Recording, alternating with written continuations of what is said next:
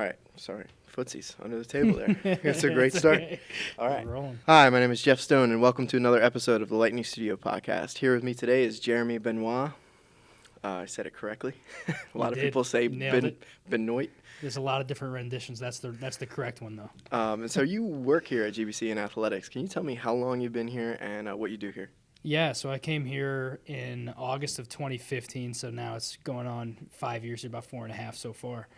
I came here as the compliance specialist in athletics, so I started out doing all just NCAA compliance, and that was the name of the game. My whole job was just in compliance, and then it was sold to me originally as like a 2-year gig where, you'd come in, entry-level position. There wouldn't be much room for upper mobility, so you'll probably go and take a job somewhere else. So that's kind of where I was sitting. And then in October of 2016, so a little bit over a year after I got here, Bernadette left and retired, and Chuck got promoted into her position as Dean of Students. At the time, he was the athletic director, of course, so he's the one who hired me to begin with, and then he got promoted to Dean of Students.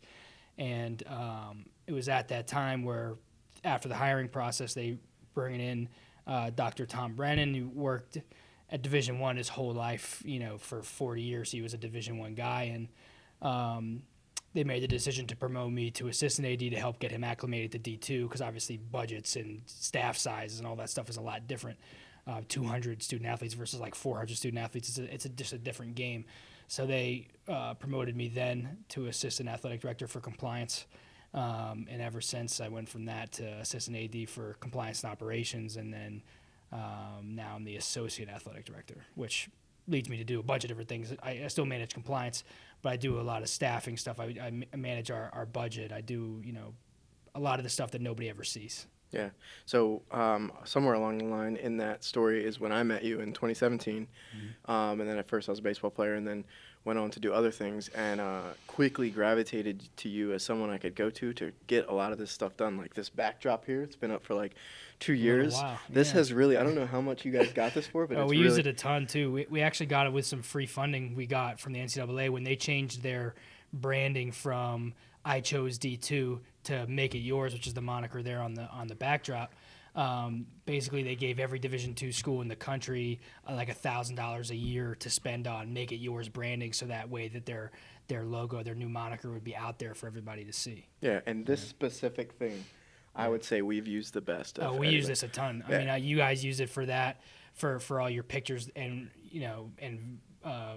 videos like this and podcasts, and then we have. Obviously, it was you who was taking it and stuff, but the action shots and photos and photo shoots for all of our teams, this gets about as much use as any one thing at this college. Yeah, I think. Yeah. And so like going back to that, like our working relationship and kind of making things happen. First, it was like the live stream. So like, like you were really early being an advisor to Lightning Studio, recognizing that, there's a lot of things that we can do here that are outside that box that exists then of GBC, and really kind of push things and kind of see what other schools are doing and kind of step up to that level. Yeah. And then obviously our giant project that we finished last year that I'm still slaving away on the video part of it. It'll be good whenever it finishes, but if it ever finishes, it'll be something good. But yeah, so like tell me about that and how kind of your role transition to kind of seeing these things and ways that you can impact and things that you could do. We've, like you said, we've done a lot of different things, and it spans a lot of different areas, from the web streaming to community service to a little bit more granular stuff with Lightning Studio and getting things set up. I think a lot of it comes from my own involvement kind of throughout my life and up through college and everything. Like I played Division III college football up in Vermont at Castleton University, and the Division III way is a different thing than even Division II or Division I. Division II and Division III are a lot similar, and there's a very heavy, expectation in terms of academics and community service and being involved in and having multiple identities other than just an athlete. Like you're a student, you're an athlete, you're a member of your community, you're a certain race and gender and identity. There's all that kind of stuff. But in D3, there's a really big family feel on a lot of those environments. They're about a different kind of thing. So I kind of took that with me. You know, I spent 6 years at my alma mater because I did my undergrad there. I had an internship my senior year, which turned into a graduate assistant position for the next 2 years. So I was with the athletic department in the college there for 6 years. So having been in that environment for so long, at that point, it was 25% of my lifespan. You know, 6 out of almost 24 years. So that kind of got ingrained in me. And when I came here, you know, we have a small school, so there's always going to be that sense of family. There's only like 700 undergrads. When I got here, there's only like 130, 140 student athletes. So you're going to have that family-centered feel. But I think my biggest thing was really honing in on that and making sure that student athletes know that just because I'm an adult and I'm an employee of the college isn't a reason to like for them not to engage with me. So I went out of my way a lot to kind of get engaged with student athletes and make sure everybody knows me by name. They know what I do. And I think that's led to you like coming to me for help on things, you know, because I want to be involved and I want you guys to, and all of our students to advance past college. Yeah. And you know, like I teach classes here too. When I tell these kids in my classes, like, you know, any dummy can sit in a class for 6 hours a week. Like, that's not what's going to get you paid once you leave here. That's not what's going to get you opportunities when you leave here. Just the fact that you sit in a class of so many hours a week isn't going to make you successful in life. It's everything you do on top of that, which is what I think puts student athletes at a different kind of advantage, you know, because they're leaving class and they're going to practice, they're going to film sessions, they're going to weight sessions. Some of them have part-time jobs. Some of them even have full-time jobs. They have internships. They have all these different kinds of things. They're balancing all those things, and that's what I loved about being a college athlete. It was doing all those different kinds of things and being the most dynamic person on campus, and you know, that's what I want to provide for kids here at Goldie. So, you know, whether that's them being involved in Lightning Studio and taking pictures, or that's them getting an internship at M&T Bank or WSFS or anything like that, or getting them involved in the Wilmington Blue Rocks minor league baseball program. We've had a few kids I've helped get there. We have the 87ers, which now the Blue Coats are in town. You know, there's a lot of different things that you can get involved in this area that, you know, I just want to be able to provide that. And that's where our involvement came from, you know, getting kids involved in web streaming. You know, now that we have the new marketing communications major, we can get kids on our campus involved in that, and something that directly impacts that field. They can come in and be the commentators. They can run the whole show as far as web streaming our games and all that kind of stuff. You know, there's a lot to take advantage of on this campus that we don't right now, that we will in the future, and it's going to be in favor of our students. Mm-hmm. And you do talk a lot about student athletes and the student experience, and that is a common theme with a lot of the things that you do. And I think that's why I gravitated towards you for a lot of these projects, because I knew that you knew that we were in agreement about some of the same things. Like when you talk about getting those communications and media students involved in some of these different projects, I feel that 100% with Lightning Studio. I've always thought that would be a great place for them to go to kind of like get that experience to do the things that they would use in the real world to help them, you know, in the future and gain that experience. But going back to you and your impact on the student athletes, and could you tell me, like, just before we go into the future of some of the other things we wanted to talk about, like your experience as a student athlete doing those things, how has that impacted the way that you want to make these student athletes feel and give them those opportunities? I mean, it's really a big theme for you. Yeah, I mean,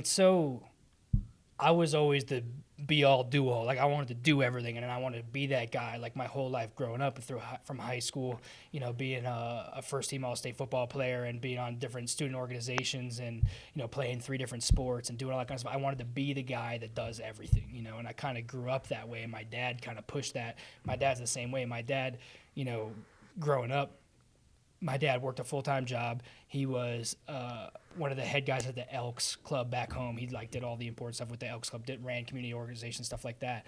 He was the commissioner of our youth sports, which had youth sports program in the whole town, which had baseball, football, softball, soccer, football, lacrosse. I think I might have repeated one there. But it had all those. Gets how important football is, right, too. Exactly. Football is very important. But, yeah, so, like, he did all those kinds of things, and, you know, it kind of bled over to me. You know, and when I was in college, it kind of just kept going. You know, I was a student athlete, right? I went to class and I played football, but I was also the academic captain on our football team. I was a 3-time all-conference academic team member for the ECFC in football. I was the president of Student Athlete Advisory Committee. I had 2 different internships and then turned into a graduate assistant. Like, I was just always that do everything type guy. And I think there's so many students out here now that don't understand what that even is and what it looks like, because the students that we have today are 18 to 21, 22 years old, and the society that they grew up in, although we're not all that far apart in age, is a lot different. When I was in high school, I didn't have an iPhone or even an iPod for that matter. I was rocking an MP3 and I was getting that music off of LimeWire. Like I didn't have an iPod or any of that stuff. And, I didn't have an iPhone. I had a flip phone that wasn't even a Razor, which at the time was the most baller flip phone you could have. And I didn't even have that, So kids today, they're used to having everything, right there at their fingertips, right when they want it. And, that's not always life, man. Like, now what that's producing is these kids who think like the second they get out of college, you're going to get handed a job because it's just going to be there. And that's not reality. I mean, it's just not the way that it works, especially if you want to work in sports. Yeah. Sports, the field that I decided I wanted to work in, at first I wanted to be a sports agent. Then I decided I didn't want to go to law school for another 4 years after, so I bailed on that. But like by my sophomore year, I knew I wanted to work in college athletics. Well, college athletics is not an easy field to break into. I was coming out of grad school with 2 years of experience and a master's degree in hand. I applied to over 80 jobs all over the country, and I got 2 offers. One was here, and one was at Drake University out in Des Moines, Iowa. Those are the 2 offers that I had out of over 80 job applications with 2 years of experience and a master's degree. Like that, in any other field, if you have that, you should be getting jobs right out. And I was applying to everything. I was applying to equipment jobs. I was applying to facilities and events. I was applying to compliance, academic affairs, all that kind of stuff. And I got 2 hits. A lot of these kids coming out, and even some of the kids in my class too. I mean, I had like 25 kids in my sports management degree at Castleton, and there might be 3 or 4 of us that still work in the field. Like, it's not something that's very easy. So I just try to demonstrate as much to these kids at Goldie that you have to do more. No matter how much you're doing, you have to do more. Like, because you don't know what you don't know. And you're not out in the field now. You don't know what it's going to take to get there until you go through and do it. And sometimes it's a really hard experience. Like for me, I'm from New Hampshire. I went to college in Vermont.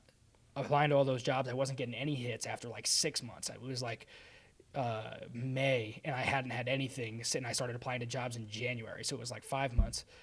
I didn't have any job. I didn't have a full-time job to take and go to, and then I got accepted to this summer fellowship with the Ivy League conference. I was like, the Ivy League conference is going to be great. So I go and I take this fellowship that paid $10 an hour.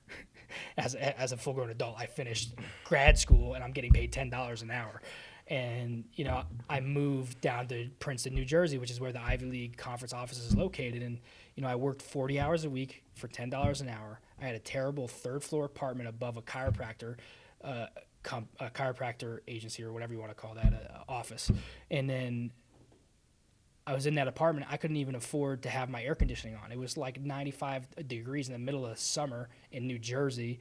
I was living 6 hours away from my family, couldn't afford air conditioning. I would literally, and when I got out of work, I would get home from work, put all my stuff away, and I would walk down to the McDonald's down the road just so I could sit in some air conditioning. Yeah, I remember you telling me that story. That was my life, man. And that's like, these kids need to realize, like, it's not always going to be easy, but that doesn't mean that you just bail on what you want to do. Like, I wanted to work in sports, and I had a very real, awesome experience at Castleton. Like, it changed, and I paid, by the way, like $25,000 to $30,000 a year, depending on the year, to go there. I didn't pay $4,000 or $5,000, which some of these kids, these student athletes in particular, pay here after scholarships and financial aid and all that kind of stuff. So I did all that, and it still took all my blood, sweat, and tears just to get a job. And I finally got that call from Chuck, and it was like, a call from God. It was like, finally, I'm going to get a shot. We both got a call from Chuck. Yeah. That's awesome. Well, it's safe to say that you have definitely made the best of that here, and you continue to kind of adapt. And when you go all the way back to what you were saying about, like the spaces, like when you talk about you getting involved outside, and now a lot of kids nowadays are on their phone, I think that, I'm one of those kids that kind of recognize that to reach people through connection. That's why I wanted to get into filmmaking. Once I saw what a video could do to somebody, I was like, well, I want to try to do this and do it at the highest level and try to create a platform, especially here at GBC, where there was that hole of, like you said, the family atmosphere And, I was always involved in sports, and that's where kind of the soccer documentary really kind of kicked off, was those themes coming together and sharing that to other people. And then everything, for me has kind of blossomed from that. But yeah, going back to like kind of what you were saying, and how you've paved the way for yourself to do more here. Over the past couple of years, there's been a lot of growth in athletics in general. Could you tell me a little bit about some of that growth, and then even going into what we might see going forward these next few years? Yeah, I mean, we have realized a lot of growth, and it hasn't been without its effort. Like it took a lot of us putting in a lot of hours and a lot of paperwork and a lot of proposals to get stuff done.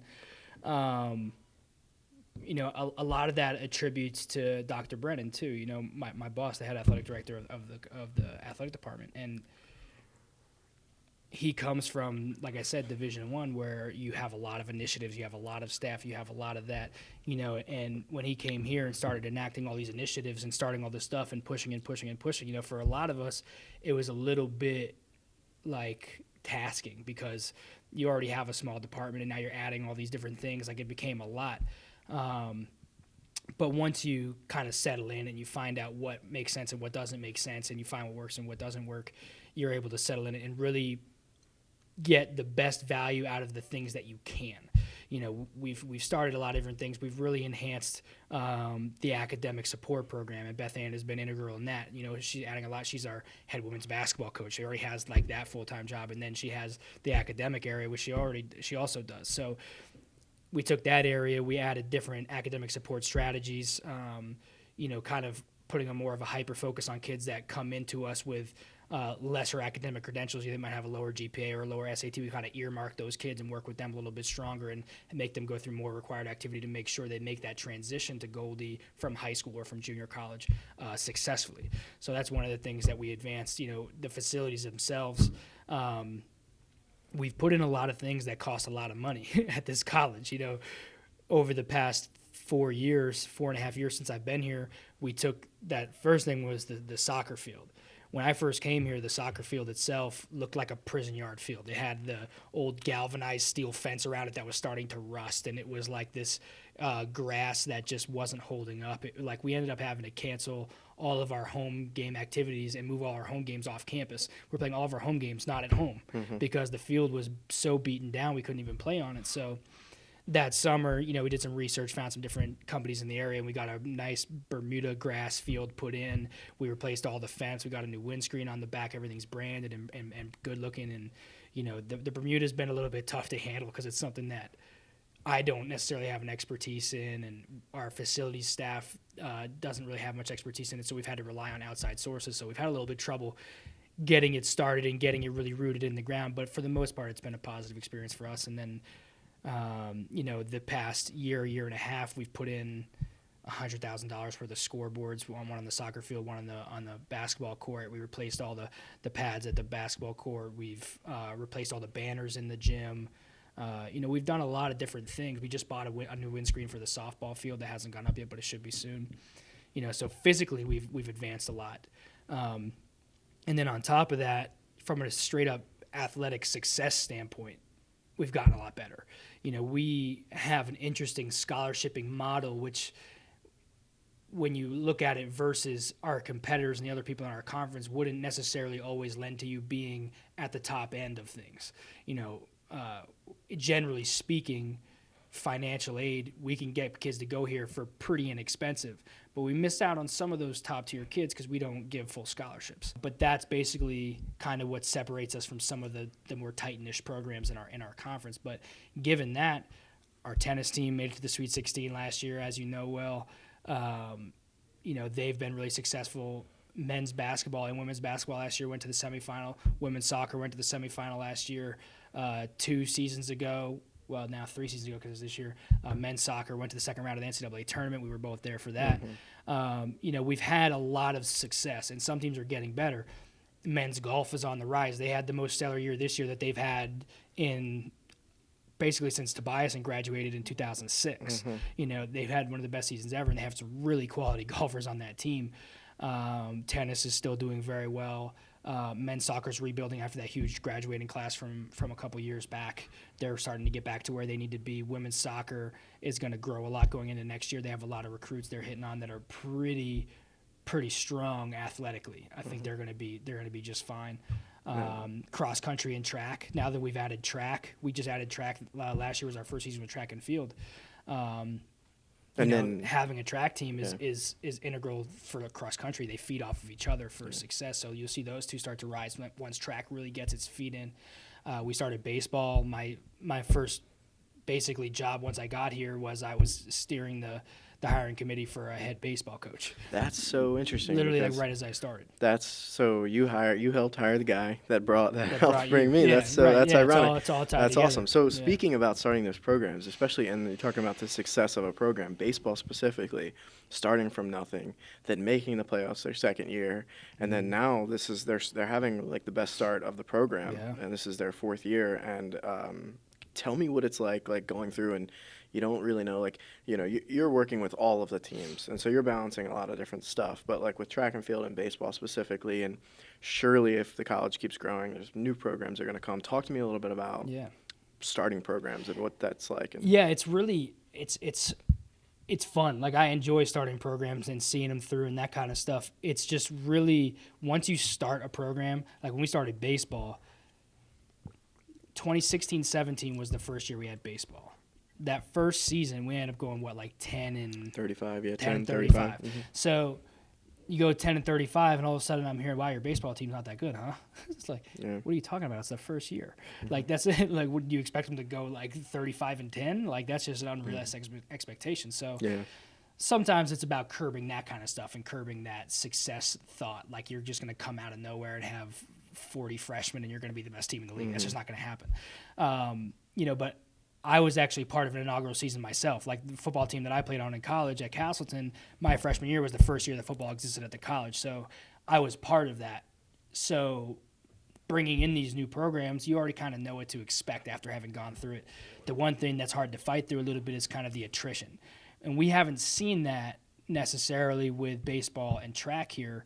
When I say attrition, like for football, when I was at college, our first year, we had 110 guys on the roster, right? And we were basically all freshmen. Say there's 80 freshmen and you have some transfers or whatever. You have 80 freshmen. I was one of eight or nine kids who lasted from freshman year all the way through senior year. Wow. So 10%, wow. And that's because all these kids go from being the best player at their college to coming here where everyone on your team is the best player at their college. Yeah. So if they're not getting playing time or they're not getting that one-on-one attention they thought they should get or they usually do get when they're in high school, things change, whether they adapt to that very well or not.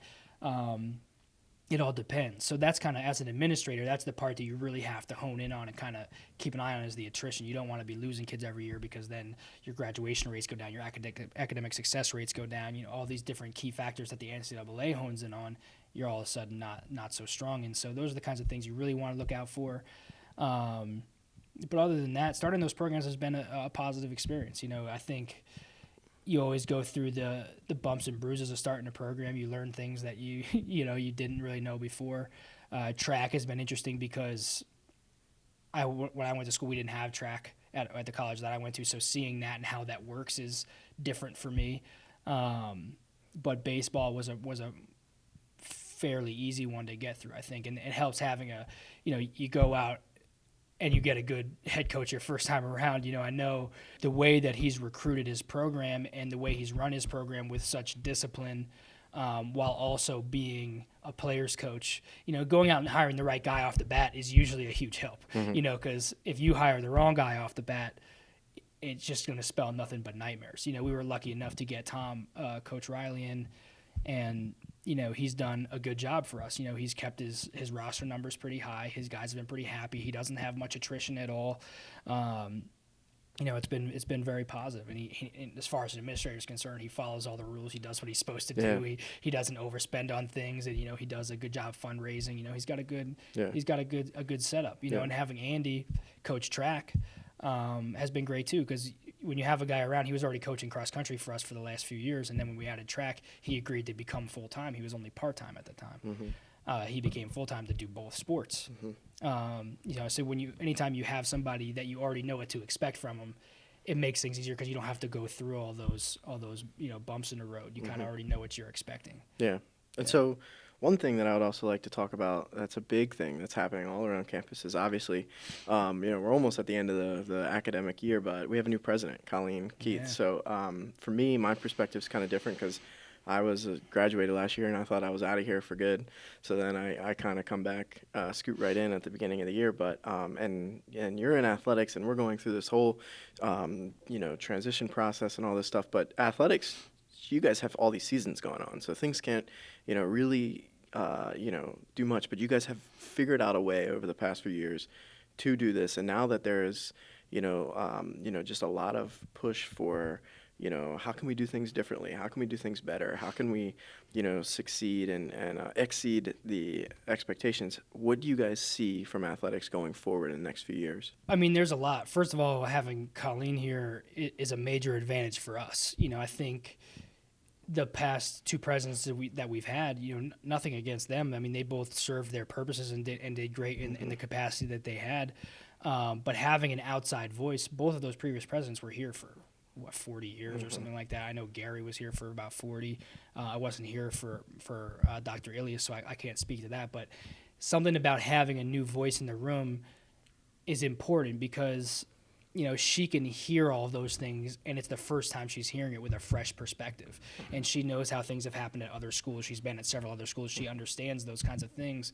We never had that. So I think it's going to be an important time for the college, not just athletics, but the whole college in its entirety. You're going to see some moving and shaking in academics. You're going to see it. You already see it in the buildings and facilities. If we can find a way to continue to grow, it's going to be behind her. I mean, she's very fit for the job.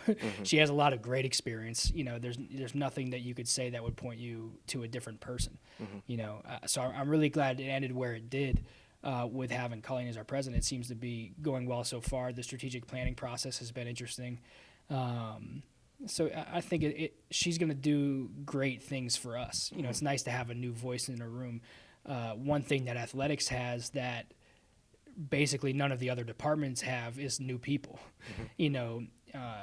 You guys obviously have, you were a student here and then you started working here. Bernadine was a student here, started working here. Same with Toddy, and but you have Jocelyn now, right? You have a new person that has different perspectives from a different area.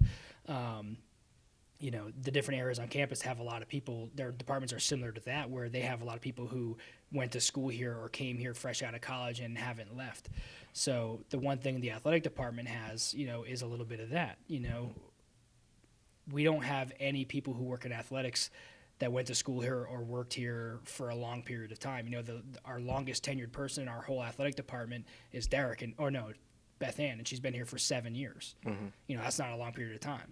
So we've done a lot of things and we've created a lot of change in our department. And a lot of it has to do with the fact that we've always had new voices. We've always had new perspectives. And when Tom came in as the leader of our department with several different perspectives, University of New Mexico, San Jose State, Loyola, LaSalle, he has those big time perspectives that are different. That's what drives change and advancement, is having different voices from different parts of the country, different schools and different things. Like, we can't be so indebted to the way we've always been that we can't find out who we're going to be in the future. And I think having that new voice from the top is really going to change the way a lot of people do things. And I'm sure there are going to be some people who like that and some people that don't.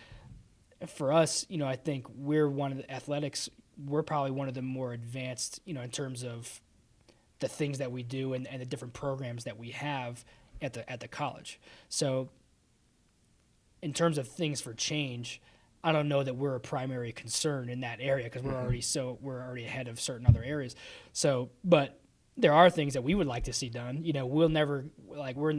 Brennan and I are in the middle of our strategic planning process right now. We're looking at scholarship models and we're looking at facilities and we're looking at, how the makeup of our department is and, the chain of command and all that kind of stuff, and seeing how it works now and how we'd like it to work in the future, what our sport makeup's going to be. Do we want to add other sports? There's all those different things that we'll never stop looking at, no matter where the college is, the rest of the college, what other the other departments are at. We're always going to keep that, because you have to look at the totality of your work. I'm not invested in the business office and admissions and advisement and all that kind of stuff. I'll help them if they ask for it, and I'll help them talk through things so they have a fresh perspective from the outside, but I'm not pushing their agenda. I'm working on athletics. Yeah. So there are a few ways we could go with that. Obviously, we're trying to get bigger and better facilities. Part of this renovation project is going to bring us 4 new locker rooms and a bunch of new offices, which is fantastic. Those areas are great not only because they're new, they help retention. Kids who come here as student athletes and they want to be around in cool spaces, this is going to be all branded and logoed out. The lockers are awesome. We picked them out and made them ourselves. So it's going to be a good thing for retention and student athlete feel. They're going to have a real home. It's going to be good for them. But for the future, adding programs, you look at the rest of the conference, some schools have lacrosse, men's and women's, some of them have bowling, some of them have men's tennis. There are certain areas of growth that we could take advantage of if that's an opportunity that the school would like to take advantage of. And that has its different benefits. You bring in more student athletes, you're going to be getting more revenue, more culture, more, it's a lot of different things that go along with adding those programs. I can't speak to whether or not those things are going to happen. We will propose them, and we'll see where it goes. I have 2 quick questions before we wrap this up. They just kind of came to me real quick. When you talked about new programs, I almost thought you were going to go to majors, because I've heard some coaches talk about, well, say if we had this major, we might be able to recruit this kind of student. Yeah. What are some of the ones, I don't know how involved you are in the recruiting itself. I know you've had that experience. What are some of the majors that would really kind of help? There are different things that you can do, whether it be early childhood education, which would be one with our current facilities we could house. Sciences get a little bit difficult because you need certain apparatuses and certain plumbing and real science rooms and different kinds of things like that. So that gets a little bit more convoluted. Education seems to be a simpler one. But it all depends on a lot of different things. I'm not, at the end of the day, they have to take these programs and have to get them accredited too, and that depends on what other schools in your area have those kinds of things and what, where you're positioned in your community. So I haven't done the research. Like I said, being in athletics, I only know the majors that would help us. Yeah. I don't know that they're legitimate in terms of possibility, like even us even being able to start them. Yeah. Because I don't know that. I'm not in that area. Yeah. I just know the ones that would be easier for us to recruit, which is sciences, and IT would help with males. We've had some before that were interested in that area. The communications one is going to be big for us. Yeah, and one thing I've always thought too is learning some of the practical skills, internship requirements or things like that that'll give you that experience. Yeah, for sure. Another question I have, which is right along the lines of recruitment and something that you definitely have had some close friendships with too, international students. GBC has a big international population. Most of them, almost all of them, student athletes, and they really have been in the past couple of years really like that core of that GBC family atmosphere. And can you tell me about what it's like to have that diverse population here and what that does to help students learn outside of the classroom? Because it's impacted me big time. Yeah, sure. I mean, me too. I like I told you before, I grew up in New Hampshire and I went to college in Vermont. Yeah. New Hampshire is as suburban, upper middle class, white American as it gets. There's not more than that. And then, I went to college in Vermont, which is it's similar in that it's suburban and white, but it's very liberal versus conservative New Hampshire. It's a little bit different. So coming down here to Delaware, period, that was a lot of diversity difference from New Hampshire to Delaware. But then you throw on top of that the fact that I came to Goldie, where we have a heavy international student athlete population. It's about a quarter of our students, roughly, are international students. It's so crazy different to me because I've also never left the country. Like in my 28 years, I've never left the country. Too busy and not enough money and all that kind of stuff. But meeting all these kids from different areas of the world is just so it makes us so much different than anything that I've ever seen. Even, talking to the other schools in our conference, their international student athlete populations aren't even close to this, which, makes us a unique, a unique school. It's just the way that they live, the different foods that you eat, getting to know the different philosophies and the way, because no country out there is like the United States. I mean, we're such like a unique place in terms of diversity makeup, in terms of policies, in terms of, our government. We're so much different than everywhere else. So to see these kids come from Australia, anywhere in Europe, South Africa, Venezuela, and Brazil, and, Colombia, those places are so radically different. So just to see the way that they interact with other people, the way that they talk, the way that they go to class, and how prepared they are for class, or how concentrated they are in class, and seeing them play their sport, seeing the European soccer players that we had versus the South American soccer players that we have, the type of soccer that they play is so inherently different. And I don't even play soccer. I never played soccer my whole life, and I can see it. It's not. It's very. So it's just, there's so many different things that you see, and it's been so great. Now. They all, this is my 5th year here, so I had to watch a whole class of them leave. The first kids I ever had for 4 years left last year, and seeing them leave, I was like, dang, man. Like, that's people that I could theoretically never see again, because they have to come back to campus, or I have to go to Australia or somewhere, like it's a different feel, but they are still a part of our family, and I think they're a big part of the reason why we have that family feel, because when they have weekends off, or they have winter break, or they're still here. That's why they're so tight knit. They're always here together. Like, they'll go home for Christmas or whatever, but they won't go home for Thanksgiving because they don't have that in their countries. They don't have whatever. So they're just around, so they become that family, and then anybody else kicking around is part of it. Whereas these Delaware kids, New Jersey kids, Pennsylvania, Maryland, they all have that opportunity to go somewhere, and they don't, which also leads to why I get so close to them, because I want them to feel like they have an adult here in Delaware that has their back when their family's thousands and thousands of miles away. I want to make sure that they feel supported, that they have somebody to go to when they have a problem, whether it's with their coach, or with somebody on their team, or with somebody in the dorms, or whatever, or they're having financial problems or anything like that. I want them to know that they have somebody here that can help them. And I think that's a big part of that family thing too, because they feel like they have like a, not that I'm a parent, like I'm not old enough to be their parent, but like a parent away from home.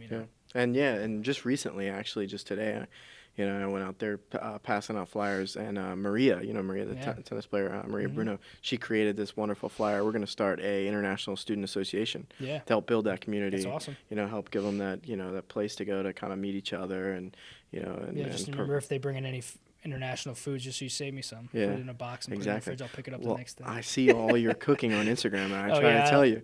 You got to bring, come on. You got to bring it in for me. I tell you a lot of times. The beauty of growing up with a dad who loves to cook, man. I learned a lot of that from him. And now he's got his restaurant his barbecue restaurant up in New Hampshire that he's just going nuts with, and he's doing really great. So I'm really happy for him too. And that just kind of trickled down to me, and I love to cook.